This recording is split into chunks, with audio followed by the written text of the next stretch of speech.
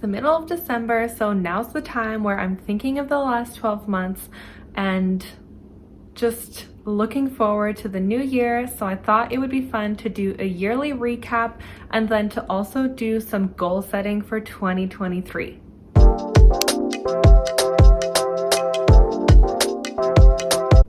Hello and welcome to my channel. My name is Danica. I'm a part-time reseller based in Calgary, Alberta. I sell part-time on Poshmark, eBay, cross-listing to Etsy right now, and I'm a full-time flight attendant, so that is what my life is all about. If you're new to my channel, welcome. If you've been watching my videos, welcome back. I so appreciate you.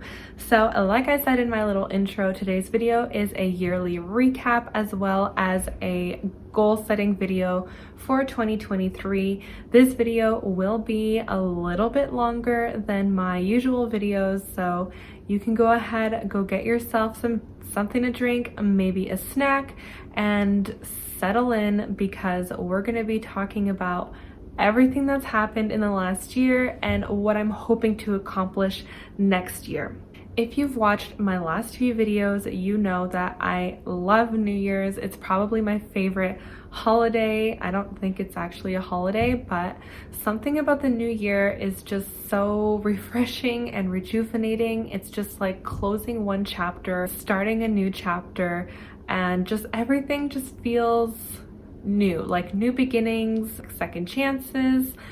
I don't know what it is about New Year's, but it's just my absolute favorite. Unfortunately, I do have to work it this year. I'm on call December 30th and 31st. So I'm not sure if I'll be home for New Year's Eve, but it is what it is. And so I will just make the most of it. So if you see me looking over here, I just have all my notes on my laptop. Yes, that's a lot of notes. A lot of things have happened in the last year. And I have a lot of goals for next year, so I'm really excited to share those with you. Basically, I broke this down into different categories of my recap and my goals. This is not just reselling related. I'm talking about my personal life, reselling life, my actual full-time job, just everything. Like, this is just an all-encompassing recap. Here we go. The first thing, so Poshmark / reselling update.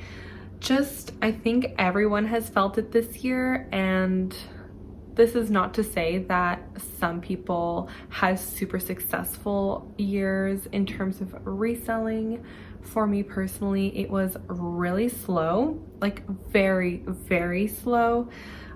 It was just a mix of a lot of things. My personal life and my work life were really crazy, and it was really hard to juggle everything.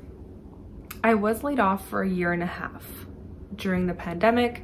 I went back to work in July 2021, and since then it's been hard for me to juggle everything. It's crazy to me that before I was laid off, when I was working full-time and reselling part-time, I had the energy to hustle a lot more. Like, I wasn't finding that I had trouble making time to prioritize reselling. I was just doing it. Whereas now I'm kind of in a point in my life where it's just all too much. I've talked about it a little bit, but I've just been very unmotivated in terms of reselling. Photographing and listing feels like an overwhelming task for me a lot of the time. So I try to do as much as I can when I have the energy, but also allowing myself to have the rest when I feel like I need it. It was easy for me to source, but obviously I was having trouble staying on top of the listing. So that's not a very balanced way of running a business. I was having fun with the live auctions and things like that, but it was easy for me to also oversource, and I was just buying too much stuff. I was going to the bins, oh, I'm gonna have a live sale and I can just pick up anything because I can just auction it for $2-3, and then those things wouldn't sell, and so they were just like sitting in my house, which is not ideal. I had an overstock of unsold inventory that wasn't good enough to list on Poshmark. So I realized I needed to pare down my inventory and just really focus on items that I was passionate about, that I loved. And so I ended up a couple weeks ago, maybe a month ago, going through my Poshmark closet room and getting rid of over 100 things. I deleted over 100 listings from my Poshmark, active listings, things I had already paid for. I just pulled and gave them away to a local reseller. I just gave them to her and was like, do whatever you want with these. I'm sick of them. So that is something that I need to work on, is doing better research on what items are selling for a higher average selling price. I'm hitting a point where volume selling just isn't appealing to me anymore at all. Even if it would allow me to source more and to go to the bins more often and go to Value Village more often, which is obviously the most fun part of reselling, but it's just, after that, it's so much work to photograph and list all those items. So I would rather source 10 things for $10 that will sell for whatever, $50, than to buy 100 things for $1 a piece that will sell for $10. Does that make sense? So that's kind of where I am right now in my reselling journey, is kind of pivoting my strategy and doing a lot of research. I will say I have spent a lot of time in the last couple weeks and month doing way more research. I also was trying new sourcing strategies. So you have maybe seen my videos of online auction unboxings. That was just kind of something that became available to me. So I thought I will try and see if I can turn these into higher ASP flips, average sales price. I don't know if I mentioned that earlier. It was super hit and miss, and the investment was significant. I think I still have a few things listed in my Poshmark closet that I think I paid like $15-20 for, and I'm hoping to make like $300 off of. So I knew that they would be a higher cost of goods to me, and I did my research before getting them, so they should be selling for a higher amount. It just, obviously some of those higher dollar amount items take a lot longer to sell.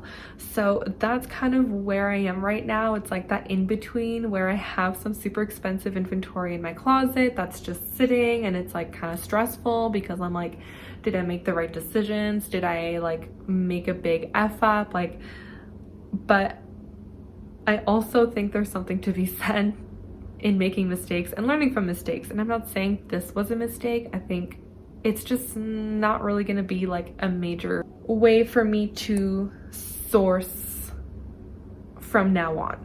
I'll keep looking and I'll keep like trying to find the good deals, but I was on there like every day, and I don't need to be doing that.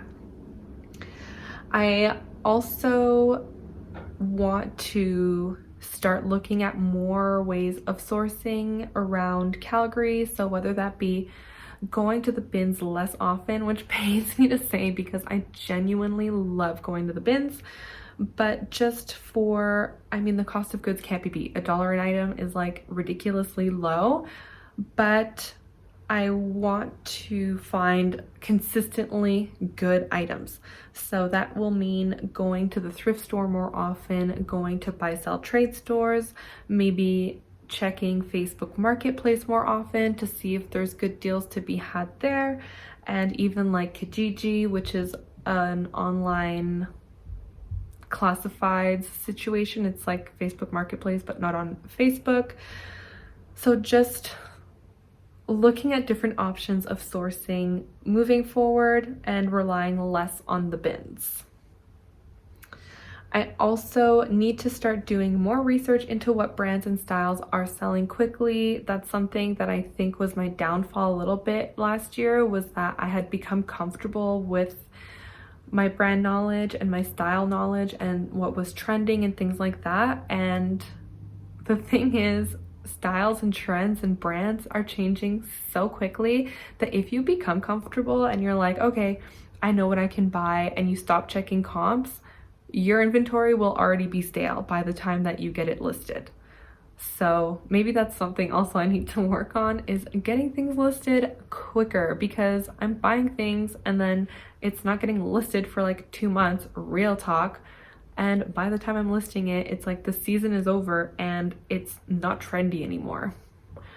What am I doing? So yeah. Another thing that I struggled with a lot in 2022 was just having multiple platforms running at once. I am obviously super comfortable with Poshmark Canada. That's the easiest one for me. I can just list, and then if something sells, I just bring it to the post office, which is pretty much right next door. Even if I have to go to work, I can bring the package with me and ship it, like throw it in a mailbox on my layover, no problem. eBay is more involved. Obviously, if I make a sale on the road, I can't really generate the label because I'm lazy with eBay and I estimate my measurements and my weights. And so when I go to generate a label, it could be inaccurate.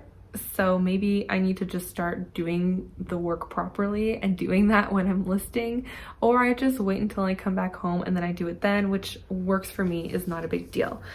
I ended up putting my Poshmark US closet on holiday mode or vacation mode for a lot of 2022. I just was not in a place mentally to handle everything at once. It's a combination of work was really busy. I actually have been on call at work for almost all year. I think I had, so at my job, you can either be on reserve, which is being on call, or you can have a line, which is like assigned flying. And it's assigned by seniority. And unfortunately, the way that things are right now at my base, I can't even hold a line of flying. So I've been on reserve, which means that I have less days off, which has led to a lot of this and like some burnout and things like that. So it was just too much. I didn't have the time to put into the Poshmark US closet, because if something sells, I need to pretty much bring it to the cross-border shipper within a couple days, because even if I drop it off one day, it doesn't go across the border until the next day, and then it starts tracking that day or the next day. So like, because my shipping time would just be crazy if I was just like, well, I'm just gonna keep it open, but I don't really feel like doing my shipping. Do you know what I mean? I just wasn't able to juggle it. And I also wasn't able to get any US layovers really that much. And so what I was doing before was I was able to hold a decent amount of US layovers. I would just bring my packages with me and then leave them at the front desk at the hotel and ask them to include it in their shipping. And I never had any issues with that. It worked really well. I've also just used mailbox in the US, although the mailboxes, they're so hard to find. I ran around Washington, D.C. an entire day trying to find a freaking mailbox to send out a package. I also was having issues with my automation. So for the better part, I would say, of the last year, if not more than that, I was using a Posher VA as my automation tool for my Poshmark US closet. I was using OneShop as my automation for my Poshmark Canada closet, and I was using PrimeLister as a cross-listing tool. The reason I love PrimeLister is that it makes cross-listing super easy. Like, it takes 2 seconds, it generates everything into the new listing, and all you have to do is like fill in a few blanks and hit list. And you can also do bulk actions. So what I would do is like a couple times a week go into my Poshmark US closet and multi-click whatever listings had sold on other platforms and delete, and do the same thing on the other platform so that I could stay on top of deleting items as they were selling on other platforms, which you can't do. That's not a bulk action on Poshmark yet. I guess I could email them and ask them to add it. At the Poshmark live party, or the Poshmark party in August, Maria, who works at Poshmark Canada, told us, like me and Tabs, that if we have ideas for like anything for them to just send it in. I think that that would be a pretty good thing to add, is like a bulk delete, because they know that we're selling on other platforms. Like, trust when I say Poshmark does not think that like we're only selling on that platform and that's it. So anyway, I did try to convert to using PrimeLister for everything. So I had it set up to do my sharing, and then obviously I was still using it for like my cross-listing and bulk actions. I had issues with the sharing tool. I know that you can set it up to schedule your sharing, and I was able to successfully have it share my US closet and my Canadian closet with one PrimeLister login, but the default setting on the PrimeLister sharing is that once it's done that task, that sharing task, it will open a tab to give you a recap of whatever that action was. This is how many listings were shared, blah, blah, blah, blah, blah. And so because I work away from home, the scheduling is crucial for me. Scheduling my shares is very important for me when I'm looking at automation tools.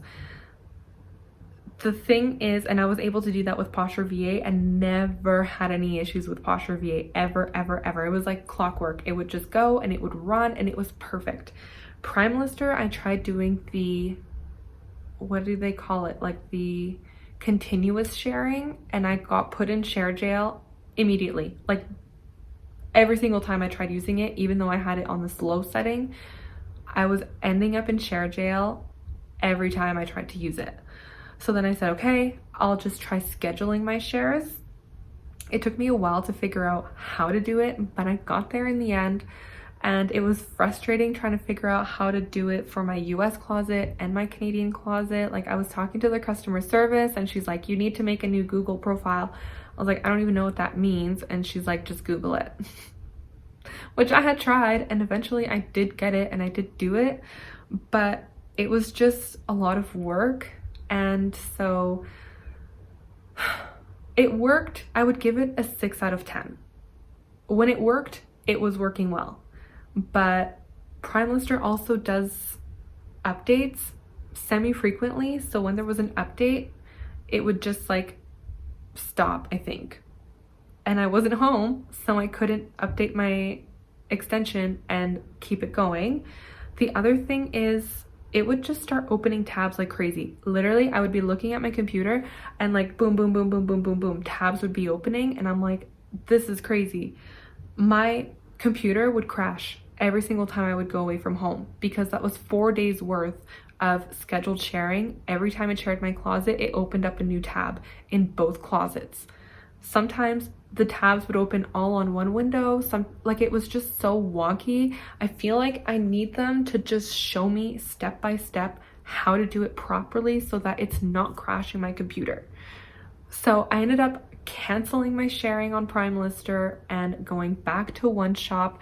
I'm currently not using any automation for my Poshmark US because I do want to have it going, but I'm not focusing on it. And I can tell that I have no automation on my Poshmark US because I haven't made a sale in probably a month on Poshmark US. I am starting to feel like I'm starting to be ready to build things back up, to get back to where I was.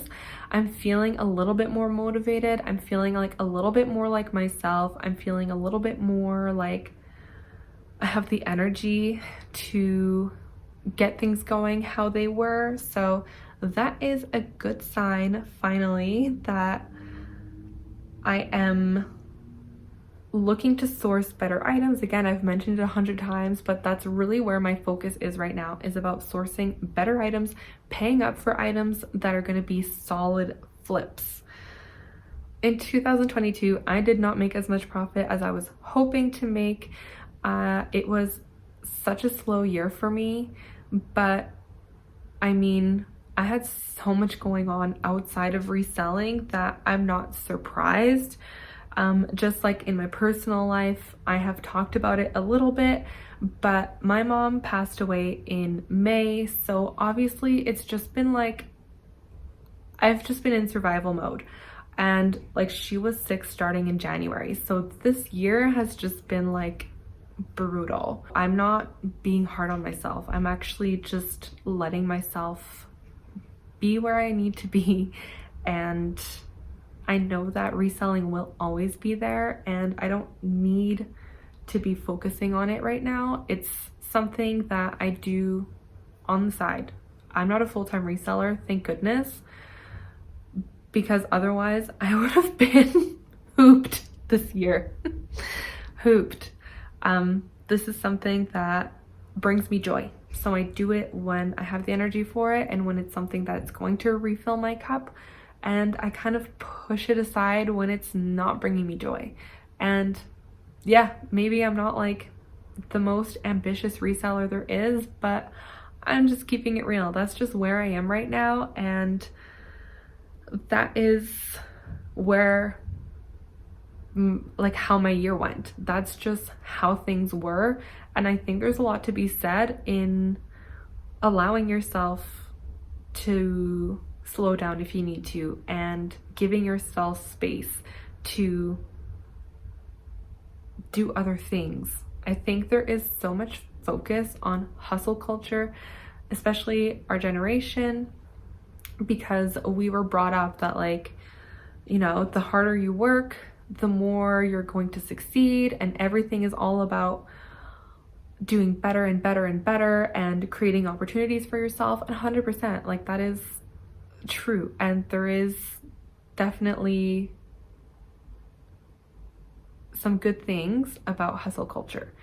I'm not saying that everyone needs to be lazy, but I think that it is also important to quiet that voice sometimes and to give yourself time to focus on yourself. It doesn't always have to be about what's going to be my next side hustle, what's the next platform that I can cross list to, and just running yourself into the ground. The good thing about reselling is the more you put into it, the more you're going to get out. And that's also the worst thing about reselling, because you can so quickly fall into the trap of, I need to be doing more. There's always more you can do. Always, always, always. It's like a hamster wheel. You will never get ahead, ever. You'll never be done. You know, there's always something you could relist. There's always a question you could answer. There's always a death pile you could go through. You could always just go thrifting for more things. So I think it's really important, and that's something I'm realizing more, is that it's important to just sometimes say, okay, I've done enough, and that's okay. So that is kind of the end, a little bit of my recap. One thing I'm also working on a lot is just, it was a year of lessons for me, and mistakes, and learning from mistakes, and just growing in my personal life and my business life. There was a lot of self-growth, personal growth. I just am focusing on getting out of my comfort zone and trying new things, and honestly, it's been a lot of fun. So that brings us to a little bit of my goals for 2023. So I've mentioned it before, but one of my goals is a better work-life reselling balance. Maybe that looks like on my to-do list every day, making sure that it's not all reselling things. Like my to-do list today was to edit and upload a video I was working on, doing this video, my yearly update, packing my suitcase, looking at the flying that's available for tomorrow because I'm on call tomorrow, working on my January bid, which I've deferred to tomorrow, doing laundry, wrapping presents, and working on my budget spreadsheet because I bought a budget spreadsheet on Etsy, so I'm keeping track of all my expenses, blah, blah, blah, whatever. So that to me is like a very balanced to-do list. It's not, there's actually nothing reselling related on there, which maybe I should put one thing on there.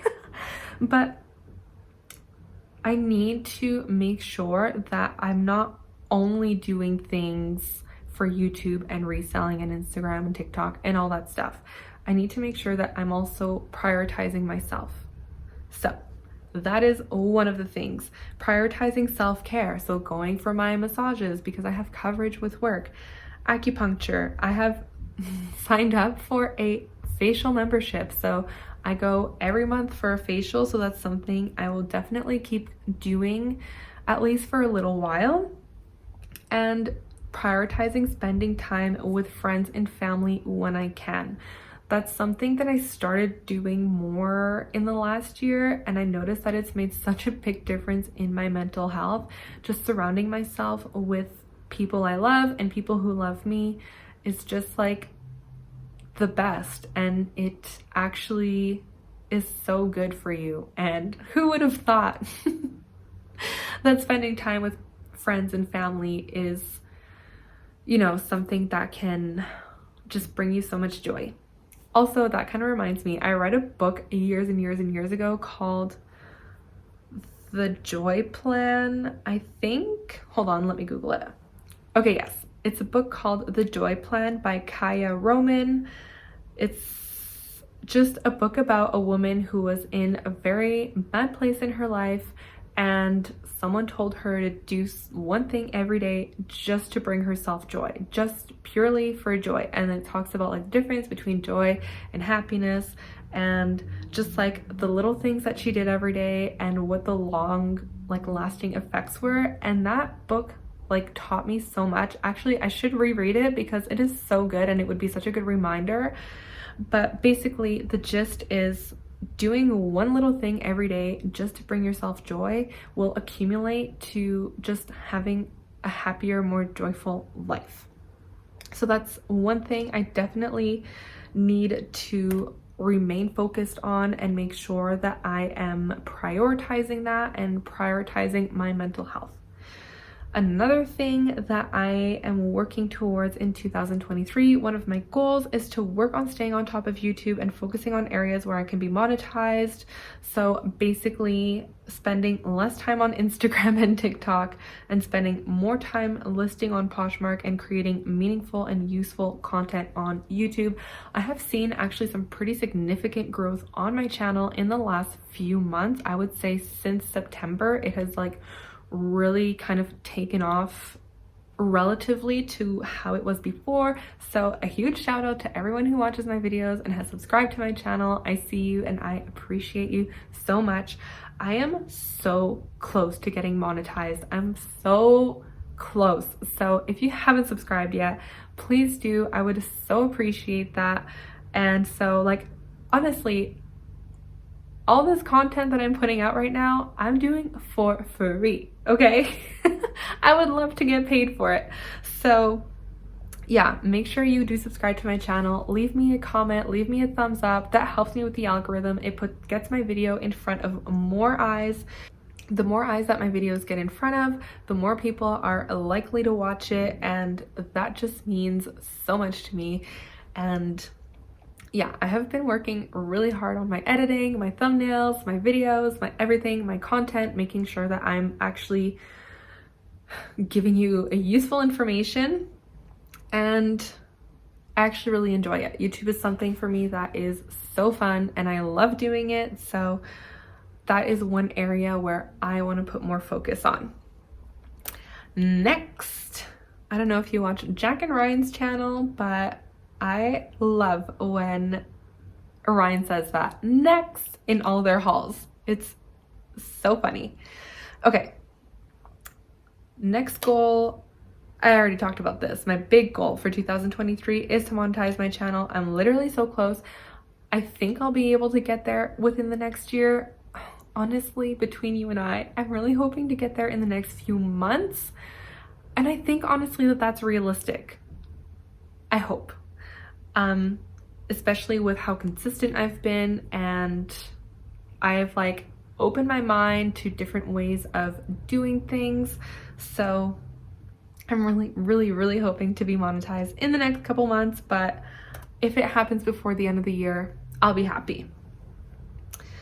My next goal in 2023 is to start reading more. This is something that I like go through phases where I read a ton and then I don't read, and then I read a ton and then I don't read, and it is such a calming thing for me.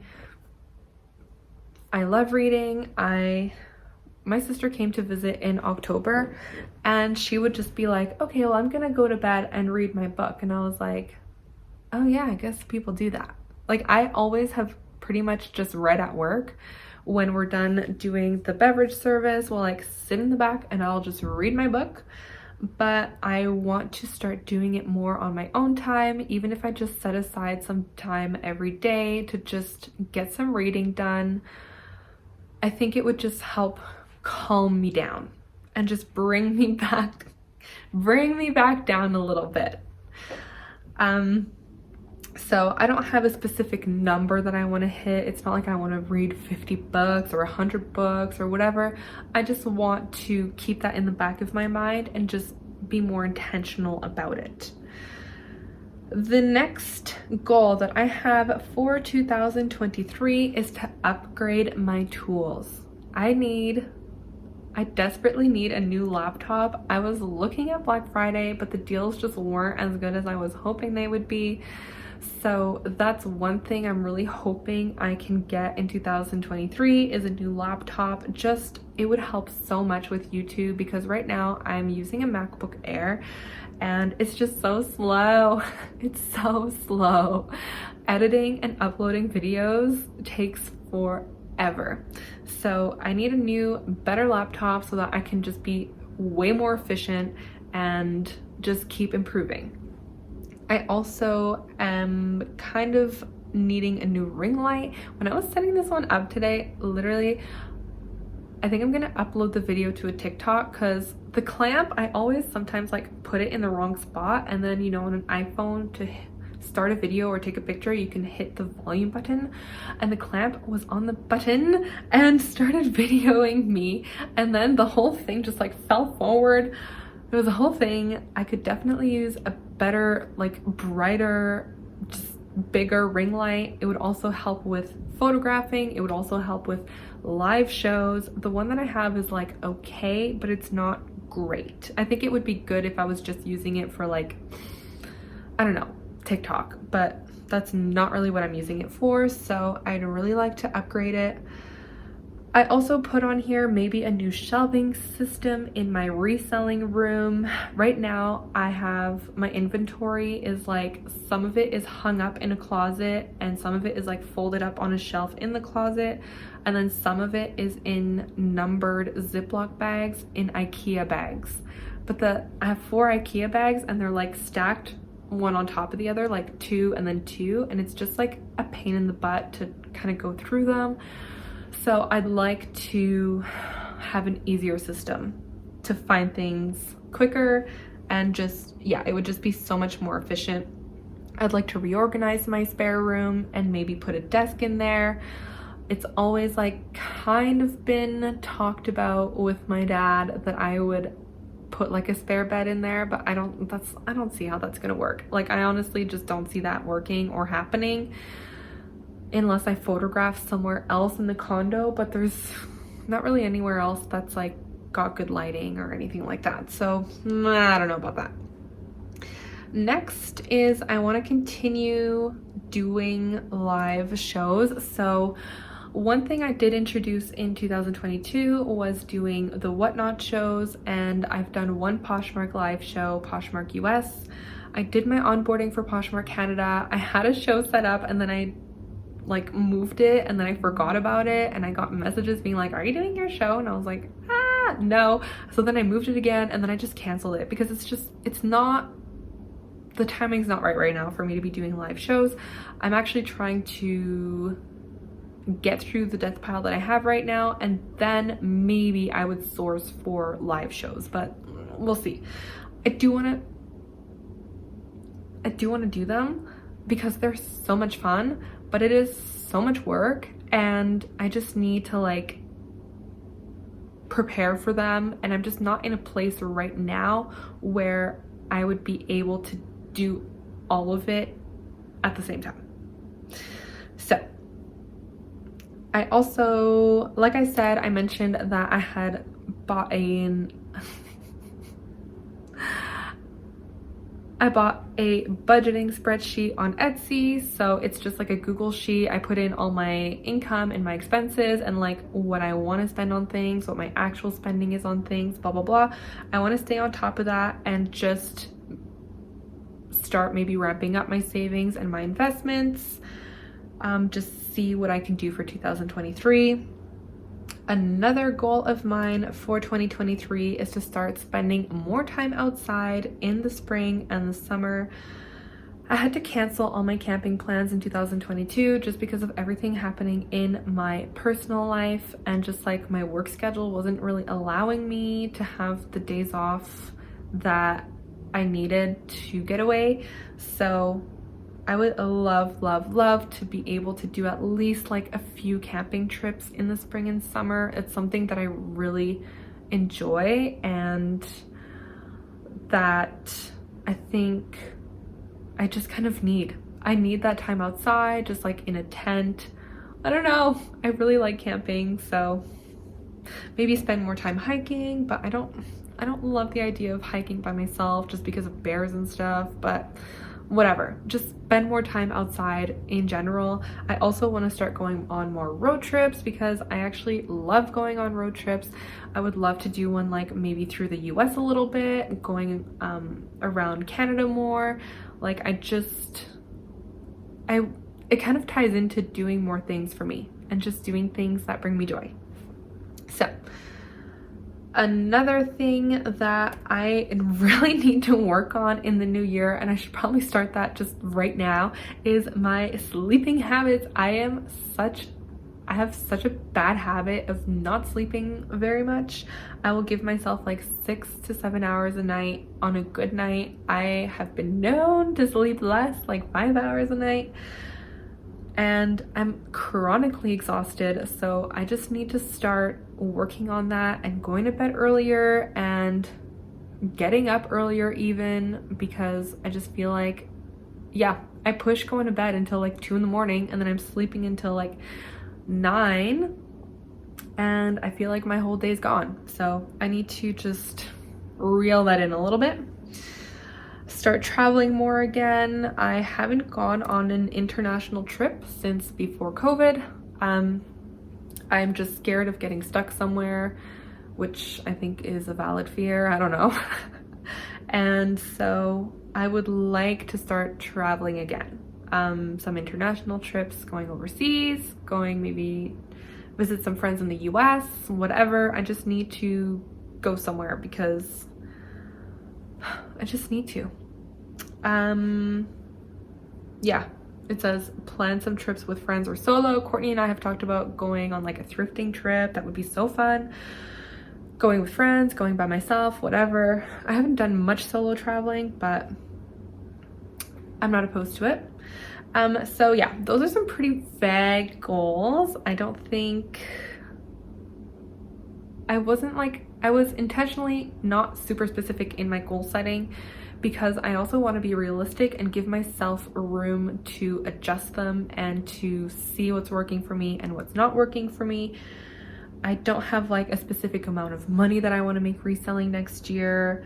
I just want to keep it as like a fun side hustle where I can make a little bit of extra money to put aside and like I just don't want it to feel like too hard work. I don't want to put pressure on myself to be like the best reseller, to make 12 sales a day, blah, blah, blah, whatever. I just think there is space in the community for people like me who like want to enjoy people who enjoy reselling, but also want to keep it fun and want to keep it light and do it when they want to. So that is the end of my yearly recap and my goals for 2023. I told you it was going to be a long video, and I'm already not looking forward to editing it because, yeah, it was hard for me to stay focused through the video, but we made it. Let me know in the comments what your goals are for next year. I love hearing about everyone's goals. If we should make like a little accountability something, I don't know, maybe I will keep these notes and maybe check in a few months into the year and see how I'm doing towards my goals.